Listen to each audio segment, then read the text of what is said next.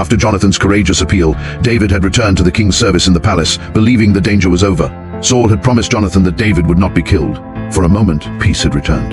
But David didn't know that this peace would be short-lived. But then, another battle began when the Philistines attacked Israel. David went out to fight them, and once again, he defeated them. Nation was safe. David returned victorious again, but inside Saul's heart, the old jealousy returned. ND this time. It would push him beyond words. One day, David was playing the harp for Saul. Saul suddenly grabbed his spear and attacked David again. David saw the danger and moved aside. David had barely escaped with his life. But this time, David understood something. Saul wasn't going to stop. He was determined.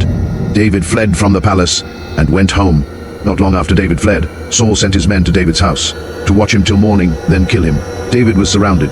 There was nowhere safe inside the palace, and now he was trapped even in his own home. Michal realized what was happening. And then, she understood the danger immediately. She went to David. Her message was urgent. If you don't escape tonight, you'll be dead by morning. There was no time. David had to leave, but how? Saul's men were watching and monitoring the house. Then Michal found a way, the window. She helped David escape through it. David climbed down and disappeared into the darkness. But Michal wasn't finished. She needed to buy David more time. She took an image and placed it in the bed. She covered it with garments and placed goat's hair at its head, making it appear as though David was lying there.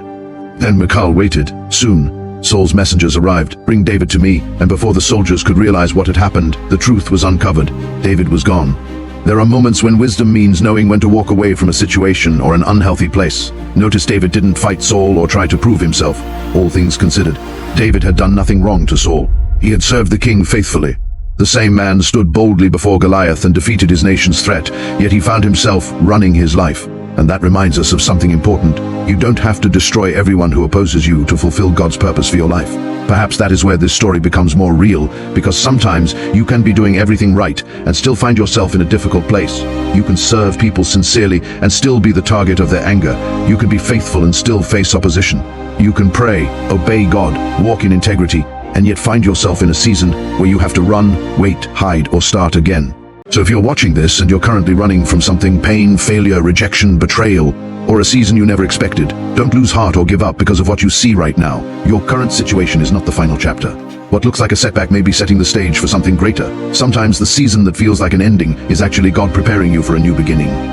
Just like David, there are moments in life when you may not understand why God allowed a door to close, why a relationship changed, why an opportunity disappeared, why someone turned against you, and the place you once called home suddenly became uncomfortable. David's story teaches us that difficult seasons do not mean that God has abandoned you. David's escape was part of the journey towards his destiny, and that's the encouragement for you today.